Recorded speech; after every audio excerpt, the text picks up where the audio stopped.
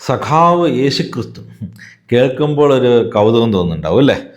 സ്വകാര്യ സ്വത്തിനെയൊക്കെ നഖശികാന്തം എതിർത്ത ഒരു കമ്മ്യൂണിസ്റ്റായിരുന്നു യേശുക്രിസ്തു എന്നും ആദ്യകാല സഭ സ്വകാര്യ സ്വത്തൊക്കെ നിരോധിച്ച ഒരു കമ്മ്യൂണിസ്റ്റ് പാർട്ടി ഗ്രാമമാണ് എന്നൊക്കെയാണ് ഫ്രെഡി ഫ്രാൻസിസിൻ്റെ പുതിയ കണ്ടുപിടുത്തം.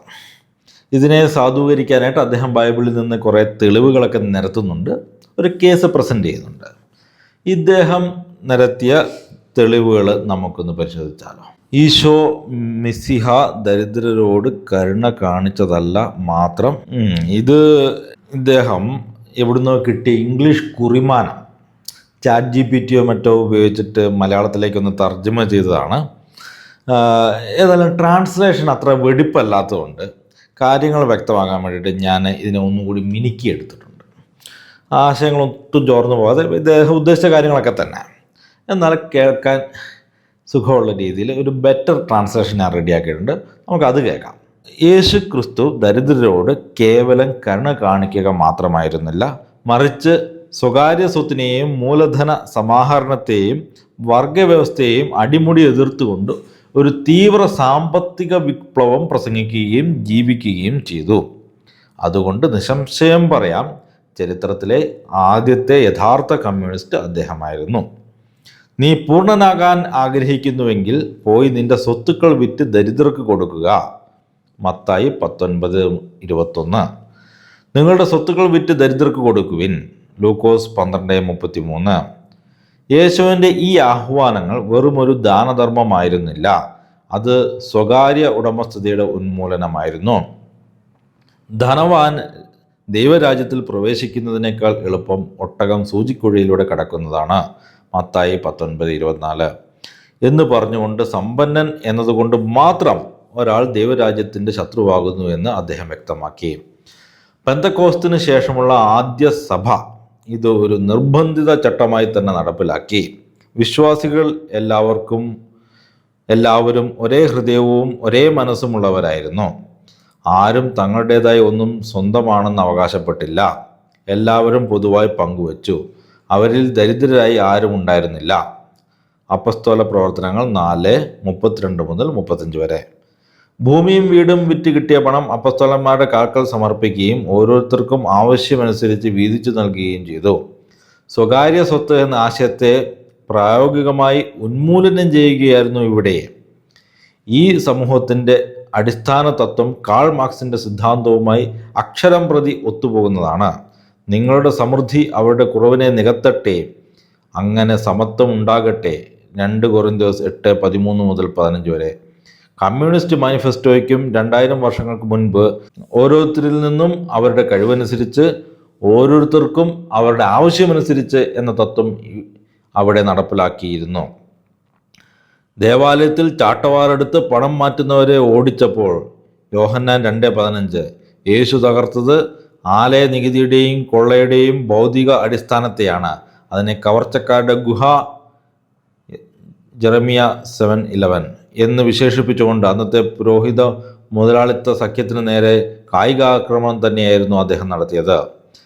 കടാശ്വാസ യോബേൽ, അതായത് യഹൂദരുടെ ജൂബിലി വർഷമാണ് കേട്ടോ. ലൂക്കോസ് 4:18-19 വരെ. പിൻപന്മാർ മുൻപന്മാരാകുമെന്ന പ്രഖ്യാപനം. തുല്യവേതനം നൽകിയ തൊഴിലുടമയുടെ ഉപമ. മത്തായി 20:1-16 വരെ.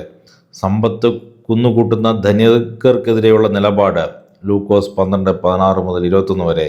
ഇതെല്ലാം വർഗ സമൂഹത്തിൻ്റെ അടിസ്ഥാനത്തിനേറ്റ പ്രഹരങ്ങളായിരുന്നു. പിന്നീട് വന്ന സഭ സ്വകാര്യ സ്വത്തിനെയും സാമ്രാജ്യത്വത്തെയും അംഗീകരിച്ചത് ചരിത്രപരമായ മഹാവിശ്വാസ വഞ്ചനയാണ്. സുവിശേഷങ്ങളും അപ്പസ്തോല പ്രവർത്തനങ്ങളും വ്യക്തമായി വിരൽ ചൂണ്ടുന്നത് വർഗരഹിത, രാഷ്ട്രരഹിത, പണരഹിത, സ്റ്റേറ്റ്ലെസ്, ക്യാഷ്ലെസ്, മണിലെസ് സമൂഹം എന്ന വിപ്ലവ ലക്ഷ്യത്തിലേക്കാണ്. യേശു ഒരു ലിബറൽ ആയിരുന്നില്ല, മറിച്ച് ഒരു കമ്മ്യൂണിസ്റ്റ് വിപ്ലവകാരിയായിരുന്നു. അതിനുള്ള റോമൻ സാമ്രാജ്യത്തിൻ്റെ മറുപടിയായിരുന്നു കുരിശുമരണം. ഇനി നമ്മൾ ഫ്രെഡി ഉന്നയിച്ച ഓരോ വാദത്തെയും വിശദമായി പരിശോധിച്ച് ഡീറ്റെയിൽഡായിട്ട് മറുപടി കൊടുക്കാൻ പോവുകയാണ്. സ്വകാര്യ സ്വത്തിനെ ഉന്മൂലനം ചെയ്തുകൊണ്ടുള്ള കമ്മ്യൂണിസമാണ് യേശു പ്രസംഗിച്ചത് എന്ന് തെളിയിക്കാനായി ഫ്രെഡി ഫ്രാൻസിസ് മുന്നോട്ട് വയ്ക്കുന്ന ആദ്യത്തെ തെളിവാണ് നീ പൂർണ്ണനാകാൻ ആഗ്രഹിക്കുന്നുവെങ്കിൽ പോയി നിന്റെ സ്വത്തുക്കൾ വിറ്റ് ദരിദ്രർക്ക് കൊടുക്കുക. മത്തായി 19:21. നിങ്ങളുടെ സ്വത്തുക്കൾ വിറ്റ് ദരിദ്രർക്ക് കൊടുക്കുവിൻ. ലൂക്കോസ് 12:33. യേശുവിൻ്റെ ഈ ആഹ്വാനങ്ങൾ വെറുമൊരു ദാനധർമ്മമായിരുന്നില്ല, അത് സ്വകാര്യ ഉടമസ്ഥതയുടെ ഉന്മൂലനമായിരുന്നു. നിന്റെ സ്വത്തുക്കൾ വിറ്റ് ദരിദ്രർക്ക് കൊടുക്കുവിൻ എന്ന് യേശു പറഞ്ഞത് സ്വകാര്യ സ്വത്തിൻ്റെ ഉടമസ്ഥതയുടെ ഉന്മൂലനമായിരുന്നു എന്നതാണ് ഫ്രെഡി ഫ്രാൻസിസ് പറയുന്നത്. അപ്പോൾ ഫ്രെഡി ഫ്രാൻസിസ് സ്വന്തം പ്രൈവറ്റ് പ്രോപ്പർട്ടിയൊക്കെ വിറ്റ് യേശു പ്രസംഗിച്ച കമ്മ്യൂണിസം സ്വീകരിച്ച് കാണുമായിരിക്കും അല്ലേ? സ്വന്തം സ്വത്തെല്ലാം വിറ്റ് ദരിദ്രർക്ക് കൊടുക്കുന്നതല്ലല്ലോ കമ്മ്യൂണിസം. മറ്റുള്ളവരുടെ പ്രൈവറ്റ് പ്രോപ്പർട്ടി തട്ടിപ്പറിക്കുന്നത്, അതാണല്ലോ കമ്മ്യൂണിസം അല്ലേ? സോറി, ഞാൻ ആ ചോദ്യം തിരിച്ചെടുത്ത് കേട്ടോ, ഞാൻ ആ ചോദ്യം ചോദിക്കാൻ പാടില്ലായിരുന്നു. പക്ഷേ ഫ്രെഡി ഫ്രാൻസിസ് ഉന്നയിച്ച ഈ വാദത്തിൽ ചെറിയൊരു പ്രശ്നമുണ്ട്, ഒരു ലോജിക്കൽ പ്രോബ്ലം ഉണ്ട്. യേശു പറഞ്ഞത് നിൻ്റെ സ്വത്ത് വിൽക്കുക എന്നാണ്. അപ്പം ഒന്ന് ചിന്തിച്ചേ, ഇപ്പം നമുക്ക് നമ്മുടെ സ്വത്ത് വിൽക്കണമെങ്കിൽ ഇത് വാങ്ങാനായിട്ട് ഒരാൾ വേണം അല്ലേ? അപ്പം അതായത് അവിടെ പ്രൈവറ്റ് പ്രോപ്പർട്ടി ഇല്ലാതാകുന്നില്ല, ഇവിടെ കൊടുക്കൽ വാങ്ങലാണ് നടക്കുന്നത്. അപ്പോൾ എൻ്റെ സ്വകാര്യ സ്വത്ത് ഞാൻ വിൽക്കുമ്പോൾ അത് സ്വകാര്യ സ്വത്തായിട്ട് തന്നെ വേറൊരാളുടെ പക്കലേക്ക് എത്തുകയാണ് ചെയ്യുന്നത്. സ്വകാര്യ സ്വത്തിൻ്റെ ഉന്മൂലനമായിരുന്നു യേശു ഉദ്ദേശിച്ചിരുന്നെങ്കിൽ ഇവിടെ യേശു എന്ത് പറയുമായിരുന്നു ഞാൻ പറഞ്ഞുതരാം. നീ ആ സ്വത്തൊക്കെ ഇങ്ങുതാ, നിനക്കിനി തൊട്ട് സ്വകാര്യ സ്വത്തിൻ്റെ ആവശ്യമില്ല, നിനക്ക് ആവശ്യമുള്ള ഞാൻ തരാമെന്നായിരുന്നു യേശു പറയേണ്ടിയിരുന്നത് അല്ലേ? യേശു എന്നാൽ ഇവിടെ പറയുന്നത് അതല്ല. പക്ഷെ വിൽക്കുക എന്ന് പറഞ്ഞതിലൂടെ കച്ചവടത്തെ, അതായത് ട്രാൻസാക്ഷൻസിനെ, ഉടമസ്ഥാവകാശത്തെ, ഓണർഷിപ്പിനെ യേശു അംഗീകരിക്കുകയാണ് ചെയ്യുന്നത്. വാങ്ങുന്ന ആൾക്കത് സ്വന്തമായിട്ട് വയ്ക്കാമെങ്കിൽ സ്വകാര്യ സ്വത്തിൻ്റെ ഉന്മൂലനമാകുന്നത് എങ്ങനെയാണ്? യേശു ഇവിടെ പ്രൈവറ്റ് പ്രോപ്പർട്ടിയെ അംഗീകരിക്കുക മാത്രമല്ല ചെയ്യുന്നത്, അതിൻ്റെ ക്രയവിക്രയത്തെയും അംഗീകരിക്കുന്നു എന്നുള്ളതാണ് ഇവിടുന്ന് മനസ്സിലാക്കേണ്ടത്. ഇനി മറ്റൊരു പ്രശ്നം കൂടെ ഇവിടെയുണ്ട്. ഈ 19-ാം അധ്യായത്തിൽ ഇവർ തമ്മിലുള്ള സംസാരം തുടങ്ങുന്നത് 16-ാം വാക്യം മുതലാണ്. നിത്യജീവൻ പ്രാപിക്കാൻ ഞാൻ എന്ത് ചെയ്യണം എന്നുള്ളൊരു സംശയമായിട്ടാണ് ഈ ചെറുപ്പക്കാരൻ ഈശോയുടെ അടുത്തേക്ക് വരുന്നത്. അപ്പോൾ ഈശോ പറയുന്ന ഉത്തരം കൽപ്പനകൾ പാലിക്കാനാണ്. അതിൽ എടുത്തു പറയുന്നൊരു കൽപ്പനയാണ് മോഷ്ടിക്കുക. അപ്പോൾ ഫ്രെഡി ഒരു സംശയം, സ്വകാര്യ സ്വത്തില്ലെങ്കിൽ പിന്നെ എന്താണ് മോഷണം? സ്വകാര്യ സ്വത്തിനെ പ്രൊസ്യൂം ചെയ്യാതെ നമുക്ക് മോഷ്ടിക്കരുത് എന്നൊരു കൽപ്പനയ്ക്ക് നിലനിൽപ്പില്ല. അപ്പം എല്ലാവർക്കും അവകാശപ്പെട്ടതാണെങ്കിൽ പിന്നെ മോഷ്ടിക്കരുത് എന്നൊരു കൽപ്പന ആവശ്യമില്ലല്ലോ. പിന്നെ ക്രിസ്തു മതം പഠിപ്പിക്കുന്നത്, ക്രിസ്തു പഠിപ്പിച്ചത് സ്നേഹത്താൽ പ്രചോദിതമായ മനസ്സറിഞ്ഞുള്ള പങ്കുവെക്കലാണ്. എന്നാൽ കമ്മ്യൂണിസം പഠിപ്പിക്കുന്നത് നിർബന്ധിതമായ കണ്ടുകെട്ടലാണ്. സ്വകാര്യ സ്വത്തിൻ്റെ കണ്ടുകെട്ടൽ, confiscation of the private property. ഒന്ന് ത്യാഗമാണ്, സാക്രിഫൈസ് ആണ്. മറ്റേത് കവർച്ചയാണ്, റോബറി. ഇത് രണ്ടാണ്, ഒന്നല്ല. യേശു ക്രിസ്തു കമ്മ്യൂണിസ്റ്റാണ്, ധനവാൻ സ്വർഗരാജ്യത്തിൻ്റെ ശത്രുവാണ് എന്ന് സ്ഥാപിക്കാനായി ഫ്രെഡി ഫ്രാൻസിസ് നൽകുന്ന അടുത്ത തെളിവാണ് ധനവാൻ ദൈവരാജ്യത്തിൽ പ്രവേശിക്കുന്നതിനേക്കാൾ എളുപ്പം ഒട്ടകം സൂചിക്കുഴയിലൂടെ കടക്കുന്നതാണ്, മത്തായി 19:24 എന്ന് പറഞ്ഞുകൊണ്ട് സമ്പന്നൻ എന്നതുകൊണ്ട് മാത്രം ഒരാൾ ദൈവരാജ്യത്തിൻ്റെ ശത്രുവാകുന്നു എന്ന് അദ്ദേഹം വ്യക്തമാക്കി. അപ്പോൾ ഫ്രെഡി ചെറിയൊരു സംശയം, നിങ്ങളീ പറയുന്ന കമ്മ്യൂണിസത്തിൻ്റെ അടിസ്ഥാന തത്വമാണല്ലോ ഭൗതികവാദം, ഡയലക്റ്റിക്കൽ മെറ്റീരിയലിസം. അതായത് ദൈവമില്ല, ആത്മാവില്ല, പരലോകമില്ല, ഭൗതികമായി കാണുന്നതിനപ്പുറത്തേക്ക് ഒന്നുമില്ല.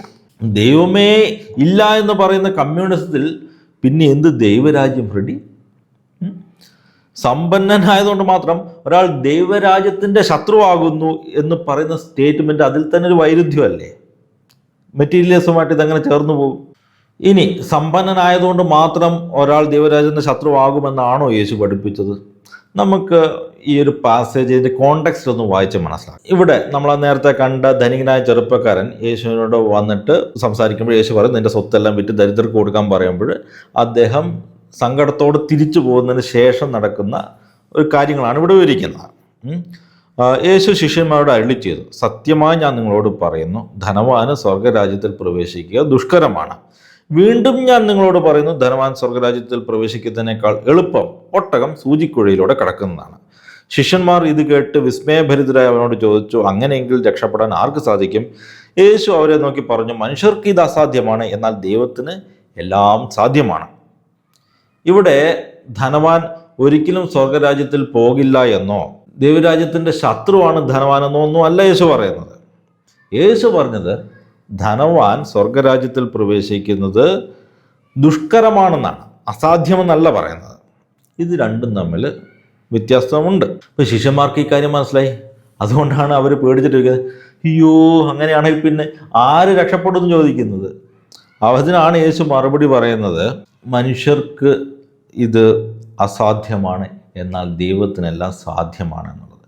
ഫ്രെഡി ഫ്രാൻസിസിൻ്റെ വാദങ്ങൾ തകർത്ത് തരിപ്പണമാകുന്ന ഈ മറുപടിയാണ് യേശുവിൻ്റെ. ഇനി അടുത്ത വാക്യം, 29ാമത്തെ വാക്യമാണ് ഇതിൻ്റെ ഹൈലൈറ്റ്. എൻ്റെ നാമത്തെ പ്രതി ഭവനത്തെയോ സഹോദരന്മാരെയോ സഹോദരികളെയോ പിതാവിനെയോ മാതാവിനെയോ മക്കളെയോ വയലുകളെയോ പരിത്യജിക്കുന്ന ഏതൊരുവനും 100 ഇരട്ടി ലഭിക്കും, അവൻ നിത്യജീവൻ അവകാശമാക്കുകയും ചെയ്യും. അതായത് ഉത്തമ, ഇവിടുത്തെ പ്രശ്നം സ്വത്തല്ല, എൻ്റെ നാമത്തെ പ്രതി സകലതും പരിത്യജിക്കുക എന്നുള്ളതാണ്.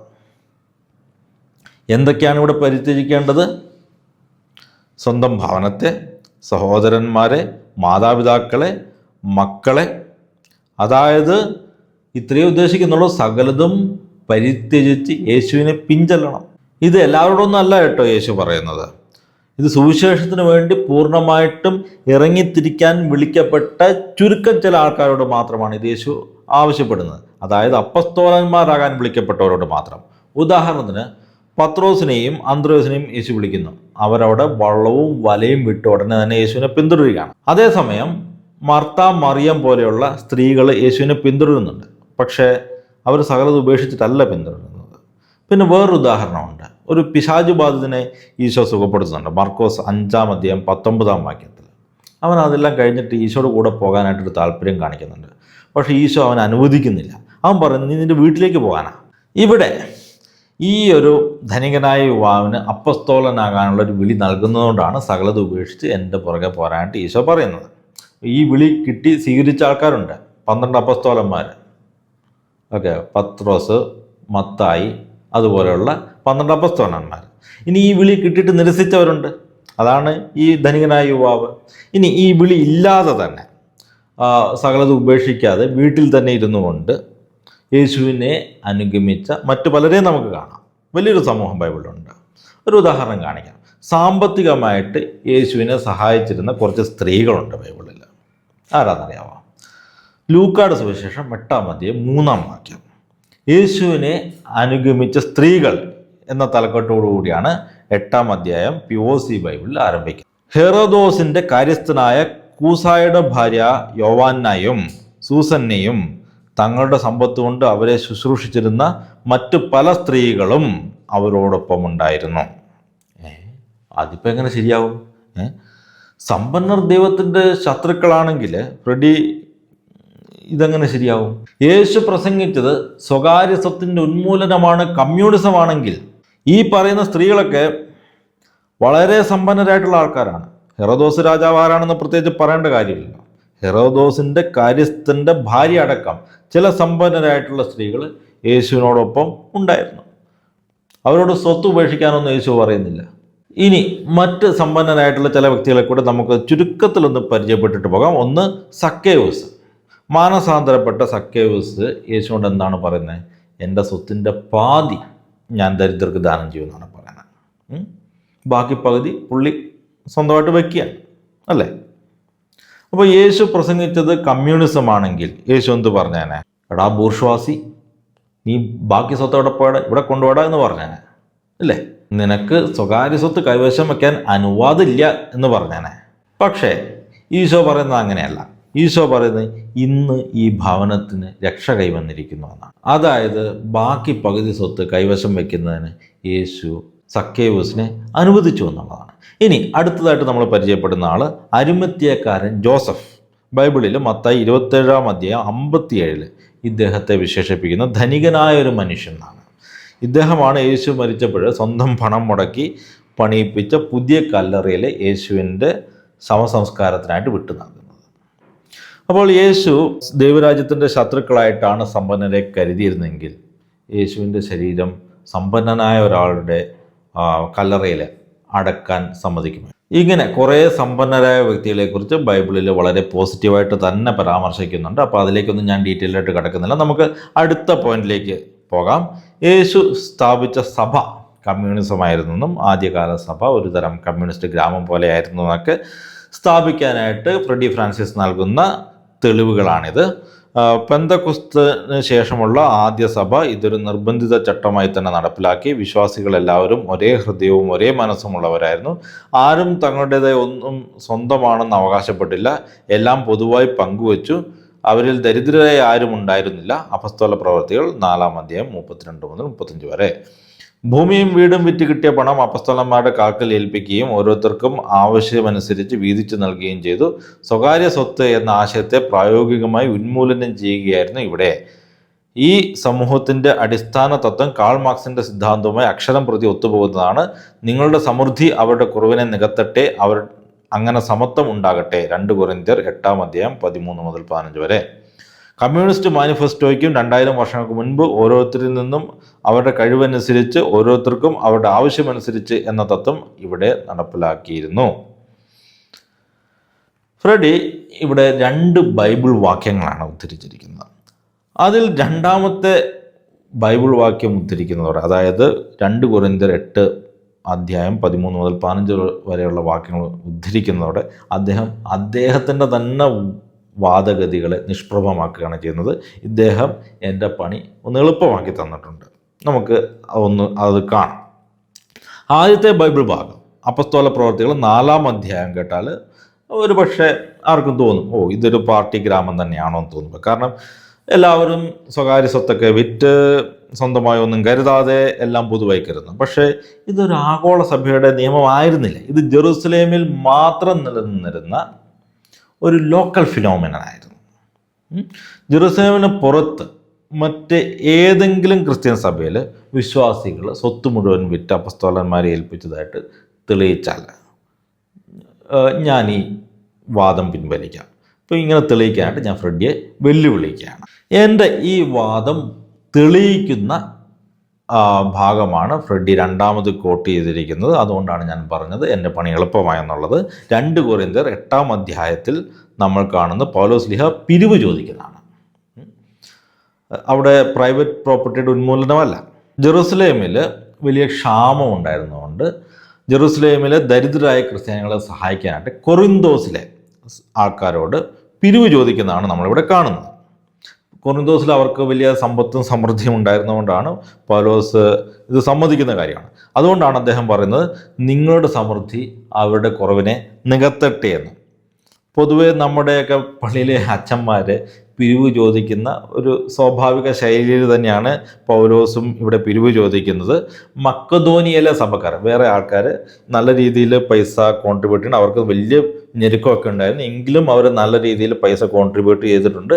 നിങ്ങളും നല്ല രീതിയിൽ സംഭാവന നൽകണം എന്നാണ് പൗലോസ് ഇവിടെ പറയുന്നത്. ഞാനിവിടെ 11-ാം വാക്യം മുതൽ ഒന്ന് വായിക്കാം. നിങ്ങൾ ആഗ്രഹത്താൽ പ്രകടിപ്പിച്ച സന്നദ്ധ നിങ്ങളുടെ കഴിവനുസരിച്ച് പ്രവൃത്തിയിലും പ്രകടിപ്പിക്കുവിൻ. താല്പര്യത്തോടെയാണ് നൽകുന്നതെങ്കിൽ ഒരുവൻ്റെ കഴിവനുസരിച്ചുള്ള ദാനം ദൈവം സ്വീകരിക്കും. കഴിവില്ലായ്മ പരിഗണിക്കേണ്ടതില്ല. മറ്റുള്ളവർ കഷ്ടപ്പെടരുതെന്ന് നിങ്ങൾ കഷ്ടപ്പെടണമെന്നല്ല ഞാൻ അർത്ഥമാക്കുന്നത്.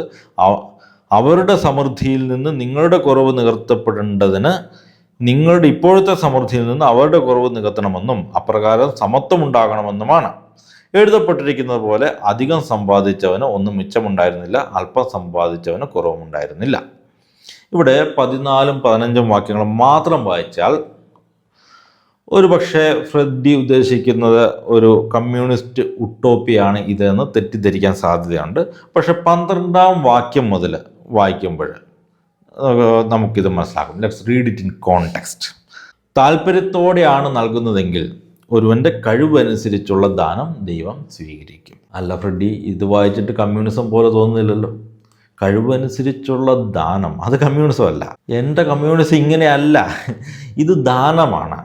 കമ്മ്യൂണിസം എന്ന് പറയുന്നത് പിടിച്ചു പറിക്കലാണ്. പൗലോസ് ലീഹ കമ്മ്യൂണിസം ആയിരുന്നു പ്രസംഗിച്ചതെങ്കിൽ ഇവിടെ എന്തു പറയുമായിരുന്നു എന്ന് ഞാനൊന്ന് പറഞ്ഞുതരാം. അല്ലയോ ബൂർഷ്വാസികളായ കൊറിന്തുകാരെ, നിങ്ങൾ സമൃദ്ധിയിൽ കഴിയുന്നുവോ? ധനികൻ ദൈവരാജ്യത്തിൻ്റെ ശത്രുക്കളാണെന്ന് നിങ്ങൾ അറിയുന്നില്ലേ? നിങ്ങളുടെ സ്വത്തുക്കളെല്ലാം എന്നെ ഏൽപ്പിക്കുവിൻ.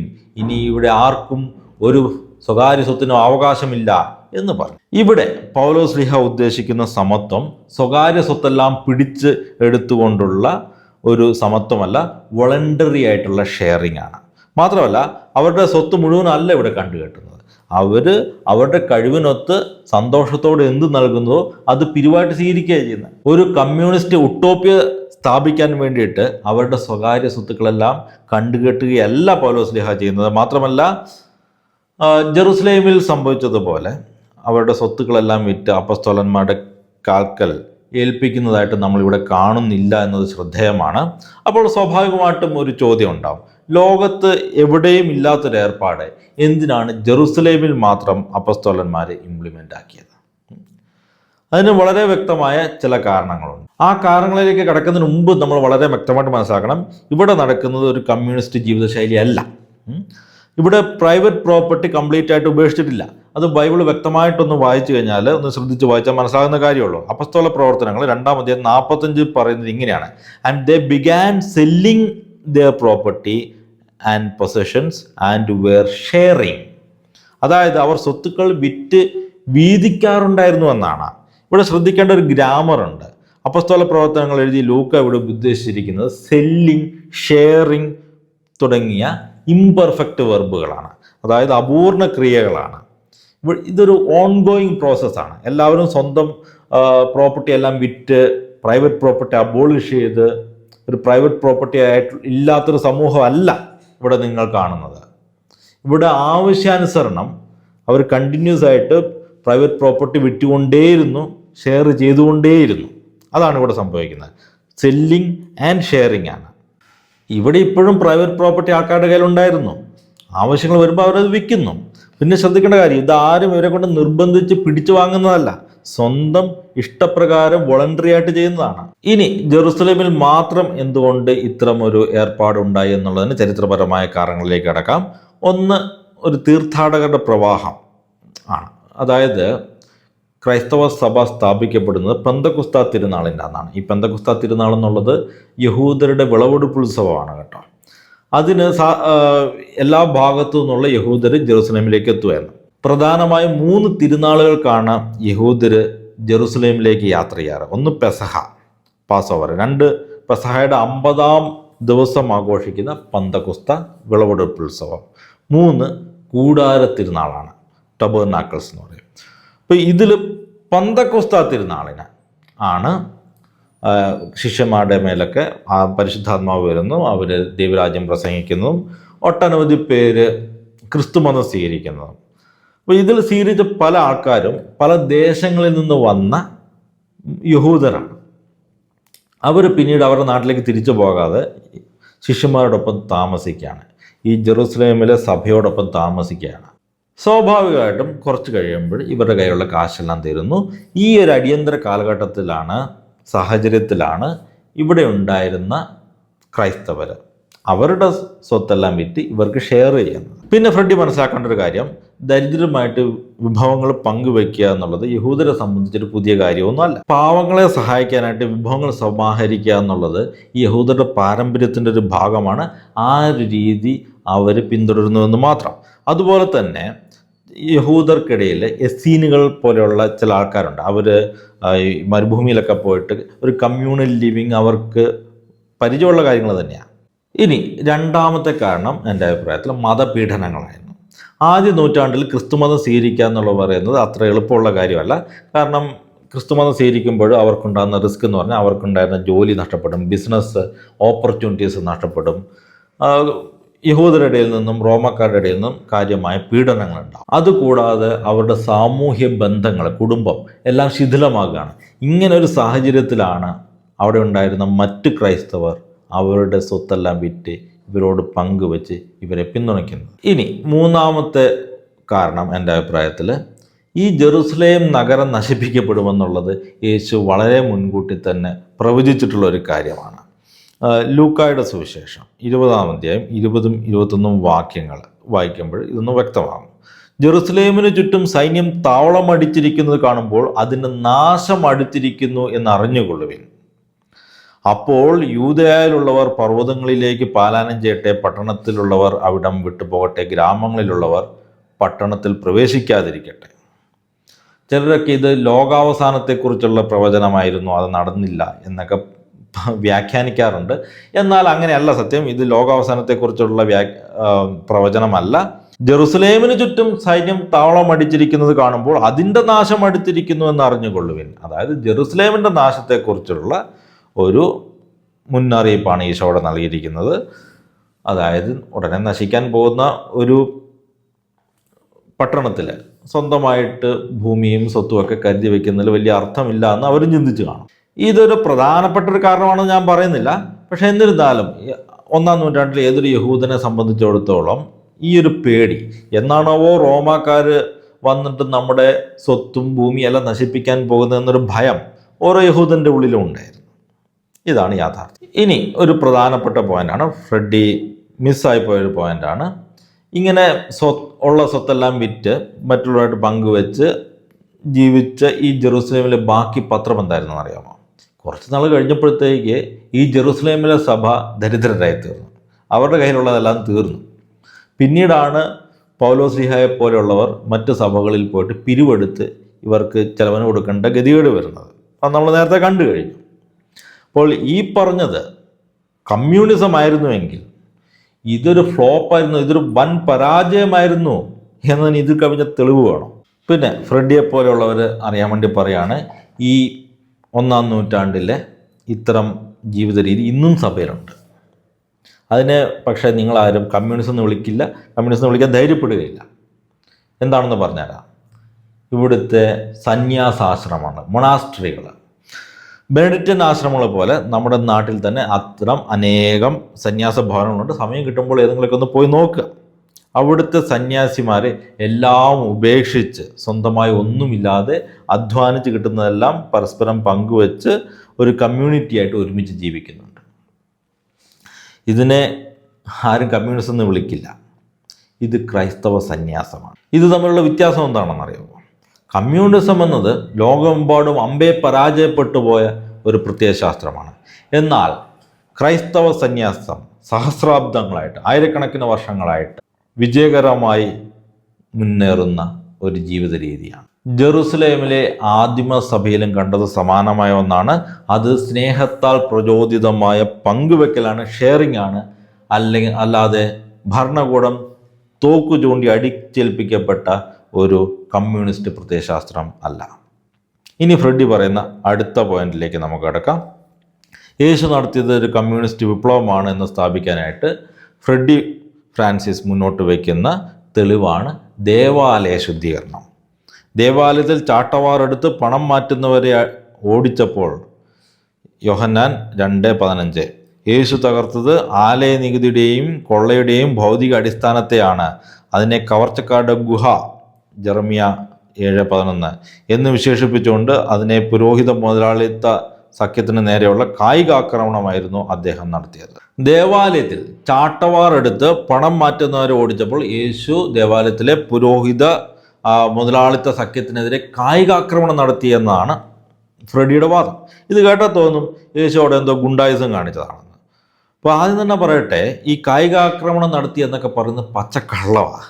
യേശു ചാട്ടവാറുകൊണ്ട് ഏതെങ്കിലും ഒരു മനുഷ്യനെ അടിച്ചതായിട്ട് ബൈബിൾ എടുത്തും പറയുന്നില്ല. ബൈബിൾ വായിച്ചാൽ അത് മനസ്സിലാകുന്ന കാര്യമേ ഉള്ളൂ. യോഹന്നാൻ്റെ സുവിശേഷം 2-ാം അധ്യായത്തിൽ യേശു ഏതെങ്കിലും കച്ചവടക്കാരനെ അടിച്ചതായിട്ട് ഫ്രെഡിക്ക് കാണിച്ചു തരാൻ പറ്റുമെങ്കിൽ ഞാൻ എൻ്റെ വാദം പിൻവലിക്കാം.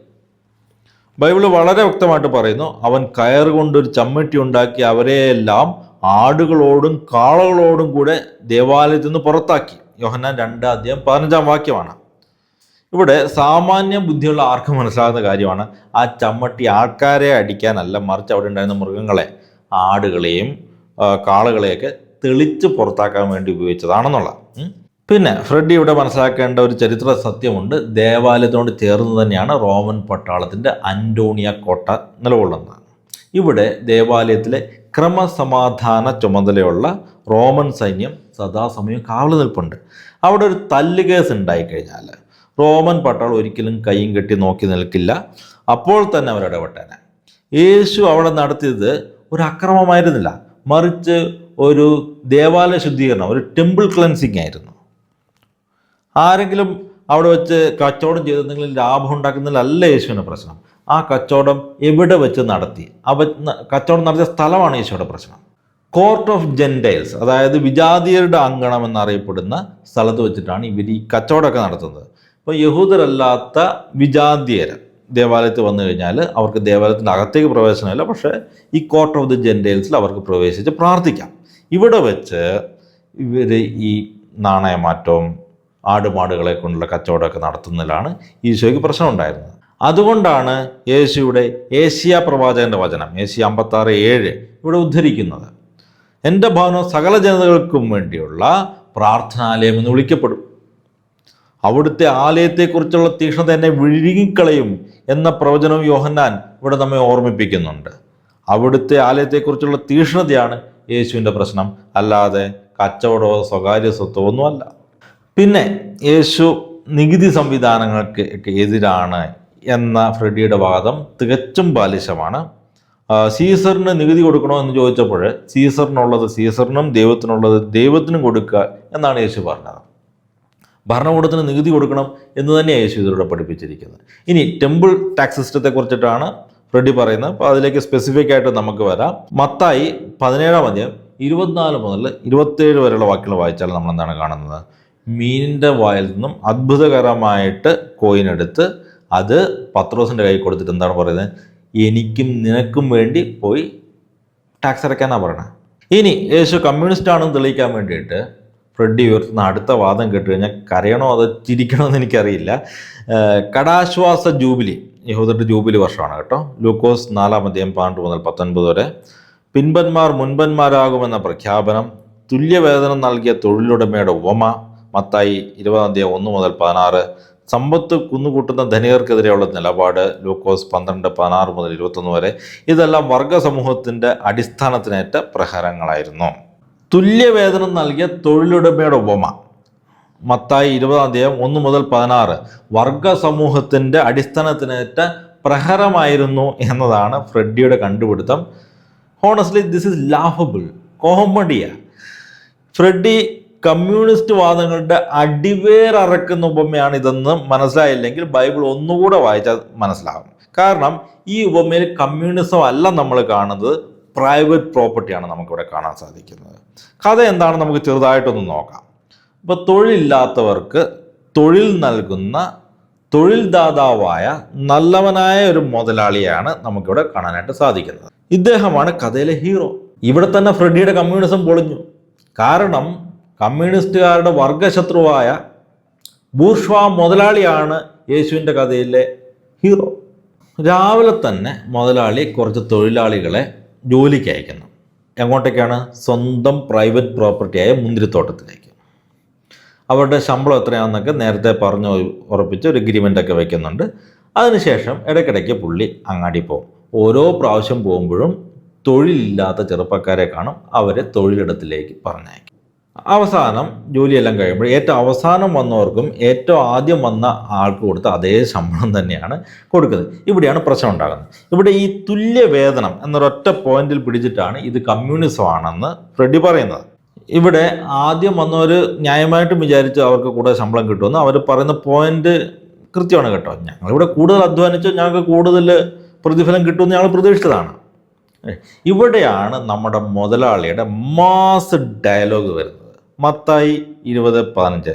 നിങ്ങളോട് ഞാൻ ഒരു അനീതിയും ചെയ്തിട്ടില്ല, കരാറ് പ്രകാരമുള്ള പൈസ ഞാൻ തന്നിട്ടുണ്ട്, എന്നാൽ അവസാനം വന്നവരും എനിക്ക് അതേ കൂലി കൊടുക്കാനാണ് ഇഷ്ടം. എന്നിട്ട് അദ്ദേഹം പറയുകയാണ്, എൻ്റെ പണം കൊണ്ട് എനിക്കിഷ്ടമുള്ളത് ചെയ്യാൻ എനിക്ക് അവകാശമില്ല എന്നാണ് ചോദിക്കുന്നത്.